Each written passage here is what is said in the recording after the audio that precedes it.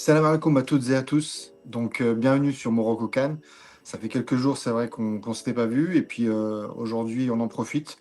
C'est un petit peu compliqué avec nos calendriers respectifs, mais on va pouvoir enfin débriefer de cette belle rencontre.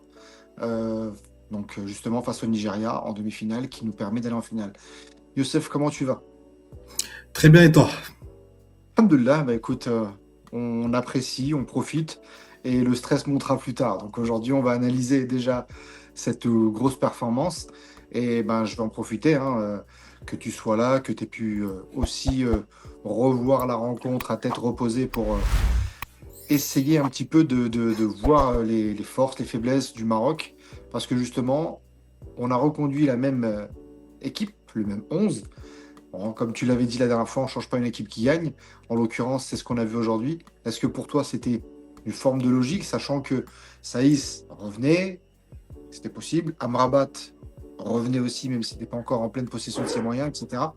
Comment tu analyses, toi, déjà, le 11 de départ? Le 11 de départ est logique parce que tu changes pas entre guillemets une équipe qui gagne. Seyss, je pense que ne sera pas prêt de toute façon maintenant à jouer, c'est fini. Euh, donc je j'étais pas prêt, j'étais sûr qu'on n'allait pas le voir. Amrabat non plus, un petit souci à la cheville, c'est ce qu'avait dit Walid Regragui. Donc j'imagine que ça c'est pas encore réglé. Donc non, logique, on repartait sur ce qu'on a fait face au Cameroun, on l'a très bien fait avec une équipe qui a su jouer en équipe, et qui a su jouer en bloc aussi, couper les transmissions du Nigeria.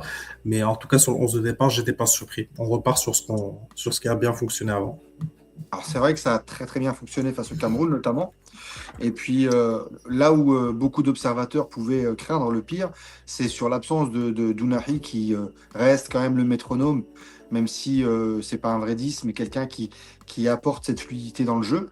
Il y avait cette petite crainte, mais finalement, Bilal Khanous a lui aussi monté un petit peu en gamme dans sa façon de jouer, et on a trouvé ce milieu de terrain plutôt cohérent, là où c'est vrai que la bataille essentielle, en général, quand on dit c'est la bataille du milieu qu'il faut gagner, et justement, ce milieu donne satisfaction, alors que Sebari a mis le temps avant de rentrer dans la compétition. Bilal El Khanous a dû rapidement s'y mettre aussi. Et puis le seul qui était vraiment là depuis le début, entre guillemets, même si c'est pas vraiment un ancien, c'est Naïl El Anaoui. Donc c'est le paradoxe. Et ce milieu, finalement, il est plutôt cohérent. Il est cohérent parce qu'en plus, appris à travailler ensemble. Ce que j'ai apprécié, c'est que Bilal Khanous et Saibari font les efforts défensifs comme jamais. C'est-à-dire qu'on ne sent pas du tout l'absence d'Amrabat. C'est pas méchant de le dire, c'est Non, une non. constatation sur le terrain. Surtout que les deux peuvent apporter beaucoup plus offensivement qu'Amrabat et que sur le plan offensivement et sur le plan défensif, ils sont quand même bien présents. J'ai vu les deux joueurs faire des efforts, des allers-retours sans cesse. D'ailleurs, Saibari a fini un peu fatigué, Ouais. ce qui est normal. Khanou s'exténue aussi, mais vu les efforts qu'ils font, je pense que c'est logique. Et Lainaoui, extraordinaire ce joueur. C'est-à-dire que pour moi, c'est la plus grosse victoire en termes de joueurs, entre guillemets, recrutés, on va appeler ça comme ça, mais Ouais. que le Maroc a attiré, c'est vraiment l'une des plus grosses victoires parce que ce qu'il fait au milieu de terrain, sa présence, que ce soit sur le plan même offensif, il Mm. t'apporte également des solutions. Défensivement, il fait l'essuie-glace comme jamais. Il rechigne pas sur les efforts. Sincèrement, moi, c'est pour moi l'homme, pas du match, mais c'est l'homme de cette canne au Mm. niveau de la C'est la sélection. révélation, ouais. C'est vraiment une grosse révélation. Ouais. Et il a un volume de jeu impressionnant, sachant que, comme tu le dis, il fait l'essuie-glace. C'est pas quelqu'un qui a l'habitude de jouer vraiment 6, c'est plus un 8.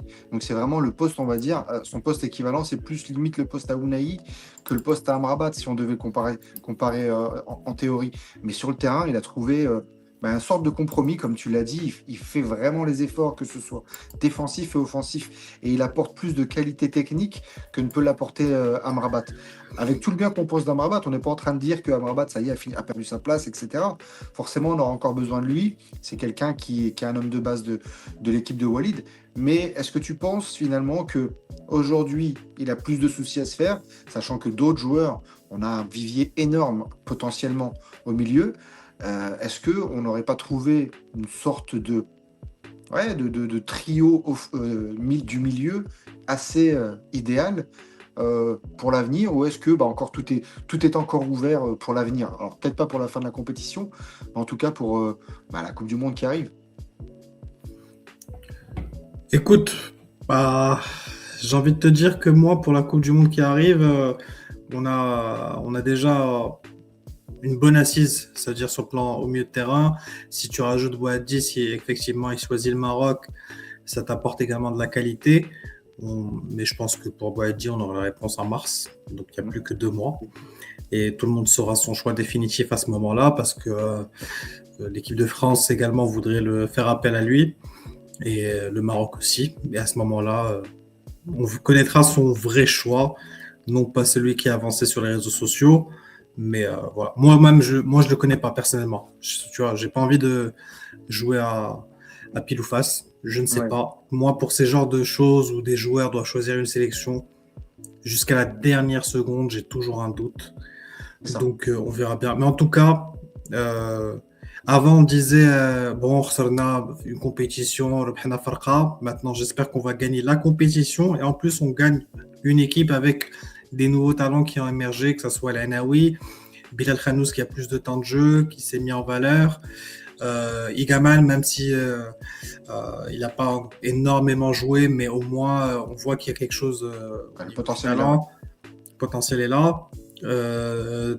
Targaline a fait des bonnes entrées aussi pour moi. C'est vrai. Donc, tu as quelque chose pour la Coupe du Monde et tu peux encore plus renforcer ton équipe avec des Zabiri, etc. Mais en tout Mm. cas, on peut être fier de ce qu'a fait cette équipe jusqu'à là. C'est vrai. Et quand tu vois, donc, tu as fait un peu, on va dire, l'état des lieux des joueurs euh, présents et qui peuvent potentiellement arriver plus tard. Comme tu l'as dit, hein, on va pas s'amuser à spéculer, même si on a des informations qui peuvent tendre vers un côté ou l'autre. Tu l'as justement souligné, jusqu'à la dernière seconde, c'est un peu comme les transferts, jusqu'à la dernière seconde, tant que c'est pas fait de manière actée, il y a toujours un retournement de situation possible. On va plutôt revenir sur le jeu et voir un petit peu ce qui a permis au Maroc d'annihiler, bah, un petit peu d'anesthésier cette équipe du Nigeria on estimait tous être le rouleau compresseur. Après, on nous annonçait déjà contre le Cameroun que ça allait être très difficile. On a vu ce qu'il en a été. On nous annonçait contre le Nigeria qu'on allait nous faire laminer. Et on a vu que finalement, le Maroc, encore une fois, a su, bah, par la patte Walid, hein, il faut rendre à César ce qui appartient à César, la patte Walid a fait en sorte d'anesthésier tout le jeu nigérian. Et notamment, alors ça commence, comme tu l'as dit déjà la dernière fois, par le pressing et contre-pressing, donc très haut sur le terrain. Et donc, le premier défenseur, c'est El Kaabi. C'est ce qu'il a dit hein, en conférence de presse. Alors, on n'invente rien. Le premier défenseur, c'est El Kaabi. Et le premier attaquant, c'est Massina. Donc, ça donne un petit peu, déjà, la physionomie, un petit peu de la façon dont il aborde ses rencontres.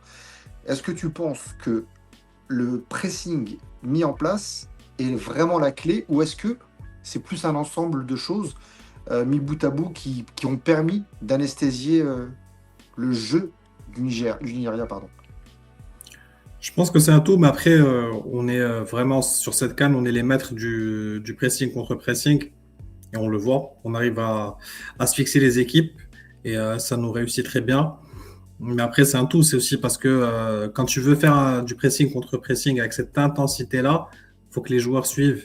Et la chance qu'on a, c'est que les joueurs suivent sur le plan physique, etc. Mm. Ils mettent l'impact physique et ça, on le voit sur le terrain. Ça veut dire que on nous donnait perdant face au Cameroun, on nous donnait perdant face au Nigeria. Moi, pour te dire, face au Nigeria, j'étais confiant parce que le match du Cameroun m'avait assez bien rassuré. Même si, bien sûr, Nigeria, au niveau physique, bah, c'est quand même une classe au-dessus. On va pas se mentir par rapport au Cameroun actuellement. Mais je savais qu'on n'allait pas être mis en difficulté. Pas... Après, peut-être, je m'attendais à être un petit peu plus mis en difficulté. Mais voilà, on a vraiment géré le match. Mais oui, c'est la clé, pressing. Mais c'est la philosophie de jeu de Walid Regragui depuis Ouais. qu'il a commencé en tant qu'entraîneur. C'est Mm. vraiment pousser les joueurs à faire ce pressing contre pressing au maximum. Bien évidemment, il y a de la gestion des efforts. Mais pour que cette philosophie marche, il faut que derrière, tu aies le discours pour convaincre les joueurs, comme, encore une fois, par exemple, Bilal Khannous, Saïbari, de faire les efforts. Parce Ouais. que c'est pas aussi simple. Et ils le font, et ils n'ont aucun problème à le faire. Certes, ils finissent exténués, mais ils le font, et on voit le Nigeria face à nous n'a pas existé. C'est vrai. Et moi, ce qui m'a encore plus sauté aux yeux, c'est que justement, la force, vraiment la grosse, grosse force. Alors, il y a Iwobi, on sait tous être un petit peu le maître à jouer, le Asdin Ounahi du Nigeria, on va dire, avec des passes vraiment qui cassent les lignes, qui arrivent à trouver la faille. On l'a vu avec justement la passe vraiment millimétrée qu'il avait donnée à, à son attaquant face à l'Algérie, où ils parviennent à marquer, à Osimhen. Mais là, on a vu, ça a été très rapidement mis à défaut. Et pareil, nos défenseurs ont très très bien muselé, que ce soit Lookman, que ce soit Osimhen, enfin toute l'attaque, toute la partie attaque. Et on a longtemps dit que notre point faible, entre guillemets, c'est de la recherche de stabilité défensive. Aujourd'hui, depuis 3 matchs, Massina s'est installé à côté d'Aguerd. Aguerd qui a pourtant essuyé lui aussi une vague de critiques, faut le rappeler. Hakimi qui revient tout juste, Mazraoui qui joue à contre-emploi entre guillemets, et mine de rien, la stabilité défensive et surtout l'efficacité défensive, elle est là. Et justement, est-ce que c'est malgré tout ce point fort qui vient, comme je t'ai expliqué, hein, avec toute cette panoplie de petits soucis qui auraient pu être problématiques pour d'autres, Walid en a fait finalement une force. Comment tu l'analyses, toi, cette défense?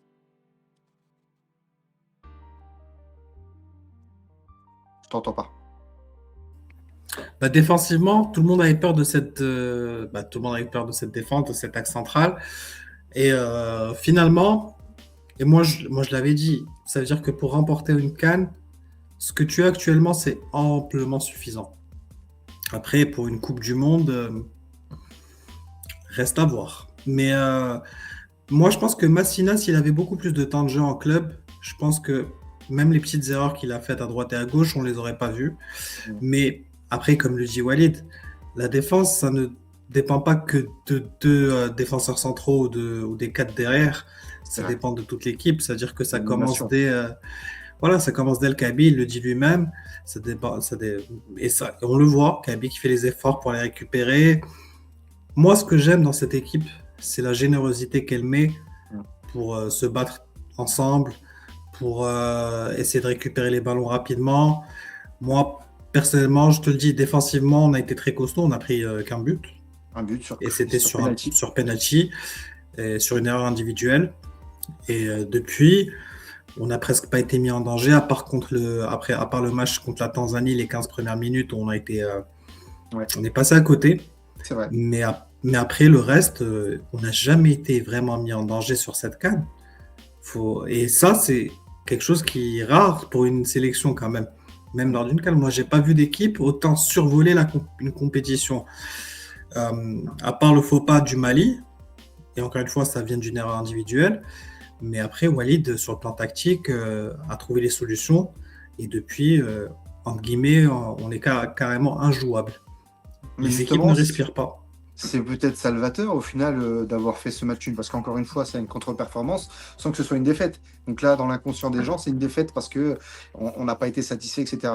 Et comme l'a dit Fawzi Larja, c'est peut-être qu'on est en train de d'upgrader nos attentes par rapport à l'équipe nationale. Et d'un côté, tant mieux, même s'il ne faut pas tomber un boulet rouge sur Walid, mais il a su aussi faire son autocritique, justement par rapport à ce match, et c'est peut-être salvateur finalement, parce que on l'a vu donc juste après, il y a eu des changements d'hommes, mais aussi des changements tactiques, comme on a pu le voir, des repositionnements, des choses comme ça, qui ont amené au fur et à mesure l'équipe nationale à monter en gamme et à monter en puissance pour arriver jusqu'à cette demi-finale où on a vu une vraie équipe, encore une fois, un peu à l'image de ce qu'on a vu face au Cameroun, hein, mais avec un niveau encore au-dessus, puisqu'il fallait se mettre au diapason. Et beaucoup d'observateurs disaient, ah, c'est là qu'on va voir si le Maroc est réellement capable de se mettre à niveau, d'élever son niveau de jeu. Et on l'a vu aujourd'hui, enfin aujourd'hui on l'a vu sur cette rencontre-là, on a vu que le Maroc justement savait,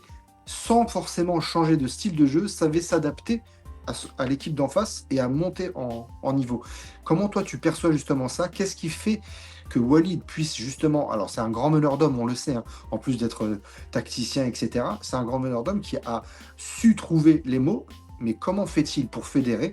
Qu'est-ce qui fait sa force? Toi qui l'as côtoyé justement, qu'est-ce qui fait cette force en lui et cette force de persuasion? Il l'a eu à la Coupe du Monde, il l'a eu au Wydad, il l'a eu au FUS, il l'a eu. Comment il fait pour fédérer à ce point-là? Parce que ça fait quand même quelques années. Il y en a qui peuvent dire, ah, au bout d'un moment, le discours s'émousse, etc. Comment lui, il arrive encore à le faire? Bah écoute, il trouve les bons mots. J'ai envie de te dire, il est très proche des joueurs. Après, certains diront, ouais, il est comme leur grand frère. Crois-moi, il dit aux joueurs, je ne suis pas votre frère. Ça, il Ouais, le dit devant moi plusieurs fois des joueurs. Mais il leur dit, vous pouvez me prendre, considérer comme un père, comme un grand, comme un ami, etc. Mais après, on n'est pas, tu vois, parce que le père a quand même une certaine autorité par ouais, rapport au frère. Donc, mais il arrive à transcender son groupe et j'ai envie de te dire, même les éléments extérieurs l'aident pour ça. Ça veut dire que quand les joueurs et l'équipe nationale se fait attaquer de toutes parts par les médias, par les supporters, etc., ben, j'ai pas envie de te dire c'est facile, mais tu as les mots pour convaincre. mm, Tu sais, il suffit juste de dire regardez comment ils parlent de nous. Tu sais, toi en tant que joueur, tu es touché dans ton ego. mm. Et en plus, ce qui est bien avec lui, c'est que quand il parle avec les joueurs, il a un discours franc, transparent. Il ne leur ment pas, il leur dit les choses droit dans les yeux. C'est-à-dire que avant la CAN, je pense que chaque joueur connaissait son rôle. Ceux qui allaient jouer savaient ce qu'ils allaient jouer, ceux qui n'avaient pas joué le savaient très bien. Donc, chacun a compris son rôle, chacun a accepté la situation. Et voilà, entre guillemets, il a respecté sa parole envers tous les joueurs qui ont été sélectionnés. Et c'est pour ça que les joueurs le respectent, parce que c'est un homme de parole. Et quand tu vois que Hakimi le défend corps et âme, et tous les autres joueurs d'ailleurs, Mm. tu comprends que c'est pour moi l'un des entraîneurs qui est le plus fédéré autour de lui depuis des années en sélection. Ouais, c'est vrai qu'après, malheureusement, il a quand même eu le revers de la médaille de cette notoriété, c'est-à-dire qu'on attend beaucoup, beaucoup, beaucoup de lui. Il y a eu cet échec en Côte d'Ivoire qui lui a valu beaucoup de critiques. Malgré tout, on a vu un parcours plutôt intéressant, mais il y a toujours eu ce mais qui arrivait derrière. On l'a encore comparé aux autres sélectionneurs nationaux qui ont réussi de belles choses. Et malheureusement, on peut dire que cette pression qui aurait pu être anesthésiante, qui aurait pu être dure, lourde à porter, lui en a encore fait une force. Et c'est ça, moi, qui me faisait déjà peur, d'une, avant la compétition, parce qu'on savait que le Maroc, c'est un pays de foot et qu'il y avait cette notion de il faut, après cet échec, remporter celle-ci, ou au moins, en tout cas, voilà, faire des choses qui font que le Maroc pèse à nouveau sur le concert africain.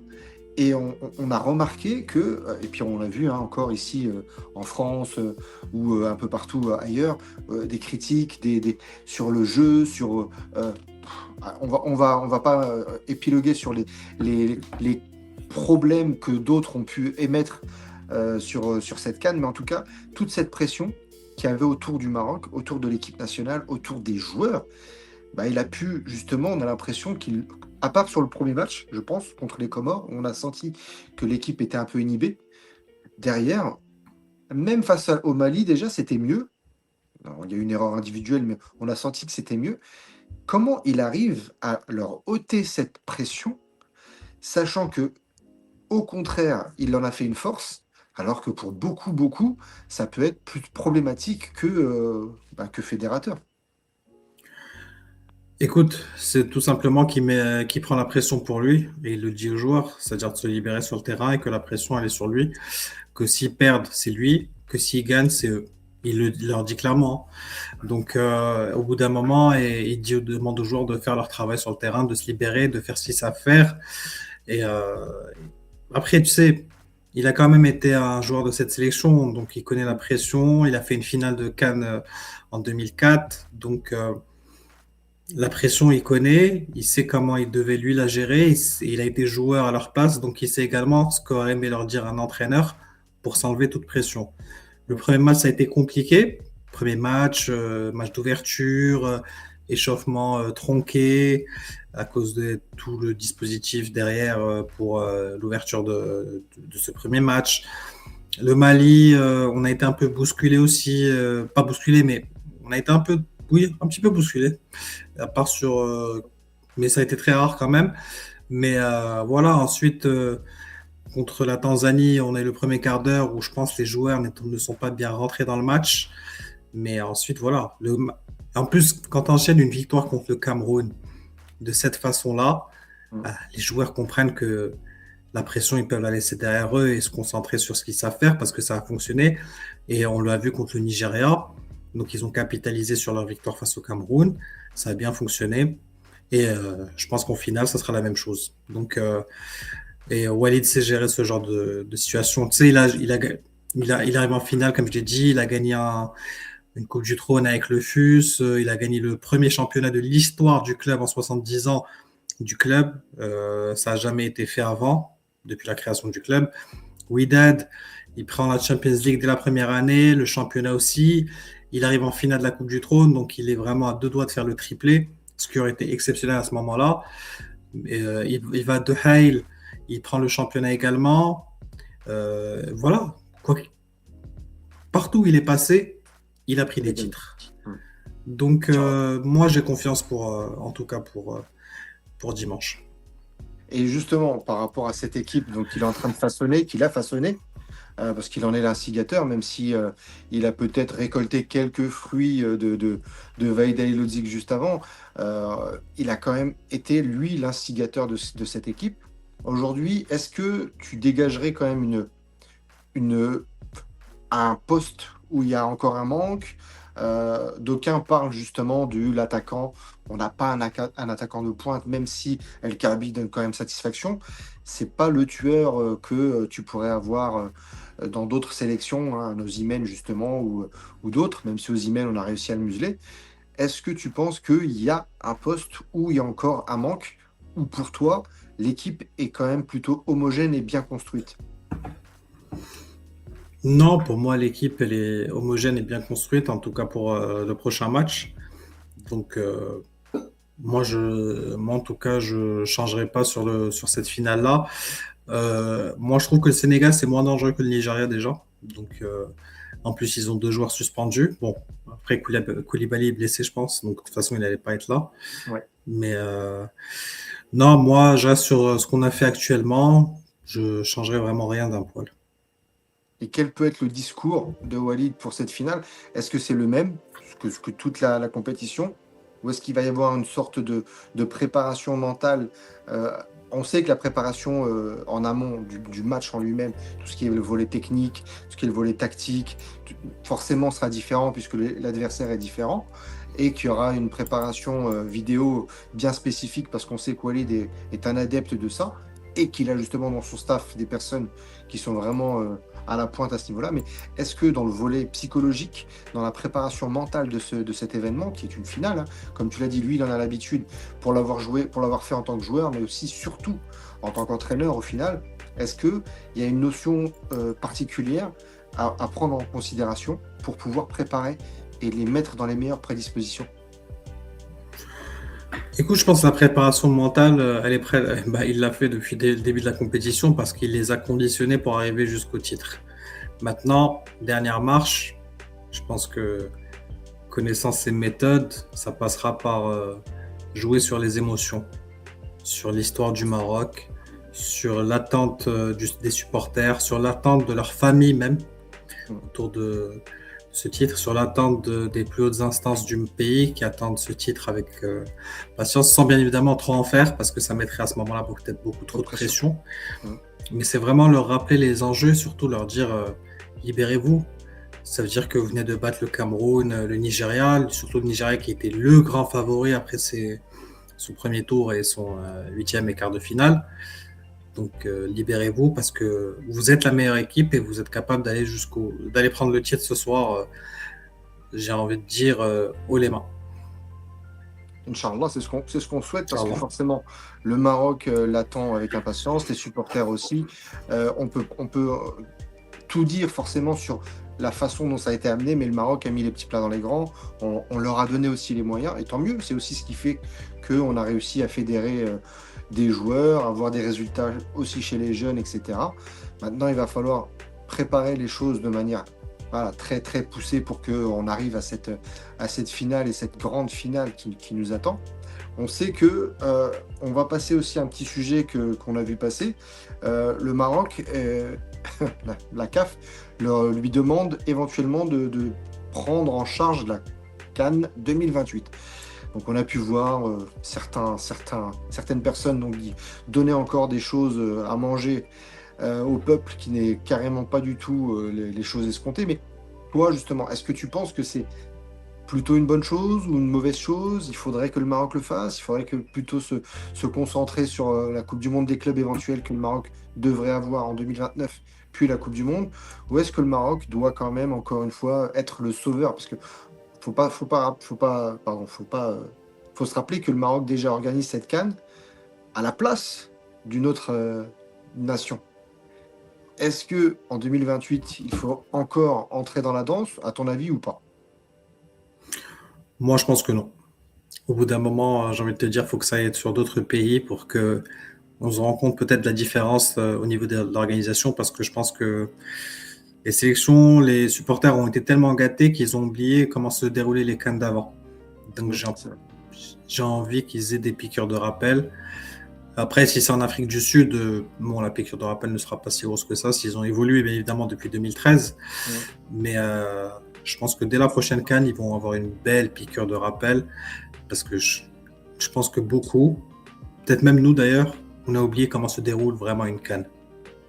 Ouais, Donc, voilà.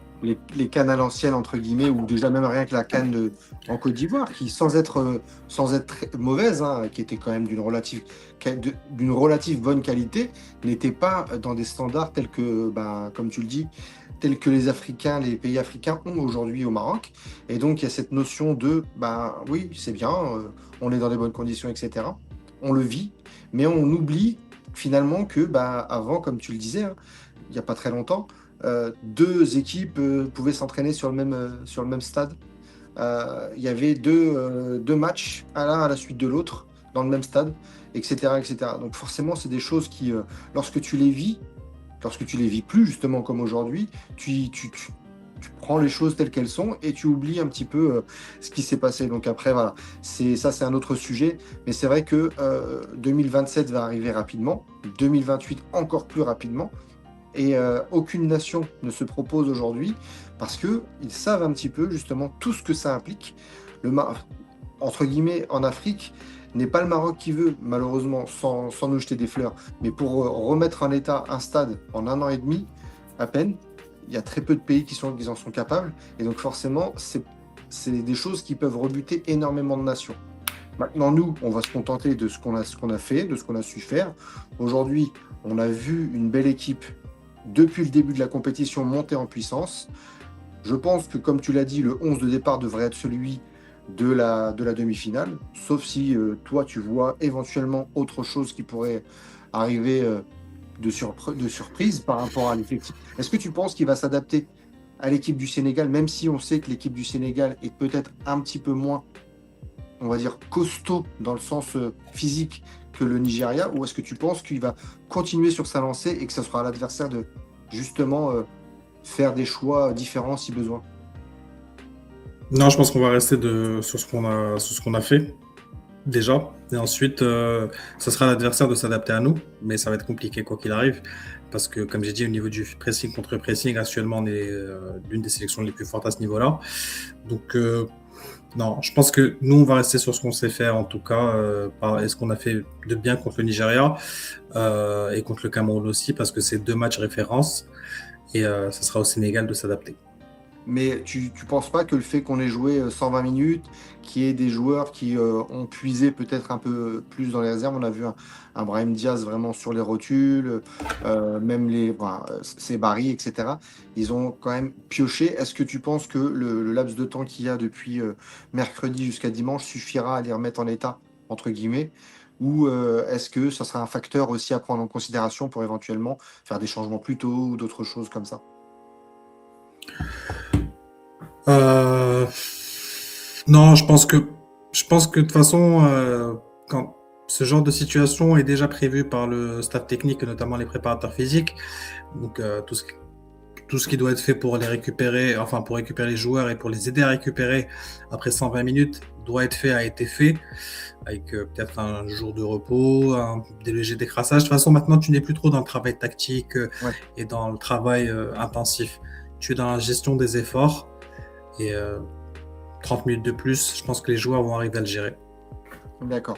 On va parler quand même, pour finir, de la séance de penalty, hein. Notre super Bono a encore réalisé une performance remarquée et remarquable. Est-ce que tu penses qu'inconsciemment, ça joue l'état d'esprit du Maroc, forcément des joueurs marocains, d'avoir un gardien comme ça, et aussi des adversaires, sachant que se dire, est-ce qu'on fait tout pour arriver aux séances de tir au but, c'est-à-dire en prenant peu de risques, je parle des adversaires, peu de risques pour éviter de prendre un but et on va jusqu'au tir au but, ou est-ce que inconsciemment se dire, ah ouais, mais non, il faut peut-être qu'on évite d'y aller parce qu'il y a un gardien assez paradoxal au but. Comment tu penses, tu imagines que les adversaires peuvent analyser les choses, et même le Maroc? Écoute, je pense que nos adversaires savent qu'ils ne doivent plus aller jusqu'au tir au but avec nous, parce que c'est un gros risque à ne pas prendre. Et moi, j'étais serein avec Yacine Bounou. Et on le voit, moi dès qu'il est, en fait, dès que je le voyais lors de la séance des tirs au but, en fait, tu as l'impression que les buts sont plus petits et que tu n'as plus trop d'espace. C'est fou, mais tu te dis, il va L'envergure. l'avoir, mais très facilement. Tu te Hum. dis, ça va être facile pour lui. Bah, ça a été facile à part sur 2 tirs. Mais je pense que les équipes maintenant l'ont compris, donc devront terminer le match en 90, voire 120 minutes maximum. Parce que si on va jusqu'au tir au but, Il y ils a ne un donnent pas risque. cher de leur peau. Voilà. Et côté marocain, est-ce que tu penses que justement il y a l'effet inverse de se dire, bon, maintenant on va peut-être gérer, on va essayer de moins aller à l'attaque, à l'assaut, et paradoxalement se dire, on va faire confiance à Yacine et un petit peu éviter de prendre trop de risques en fait. Non, je pense pas. Je pense que eux aussi vont devoir, parce que tu sais, c'est un risque à ne pas prendre pour les deux équipes. Ça veut dire, nous, on pourrait se dire, on va jouer pour aller jusqu'au tir au but et que tu te prends un but à la 119e minute, 119 minutes. Donc, ça, c'est pas la bonne solution. Mais non, je pense que les joueurs vont vouloir terminer le match en 90 minutes et surtout montrer qu'ils peuvent venir à bout de cette équipe sénégalaise juste avant le temps réglementaire, parce que c'est aussi, encore une fois, envoyer un message fort à toute la planète football. Donc voilà. Voilà, bon, on va espérer que ça se passe bien dimanche. Il y a un match demain déjà pour la troisième place.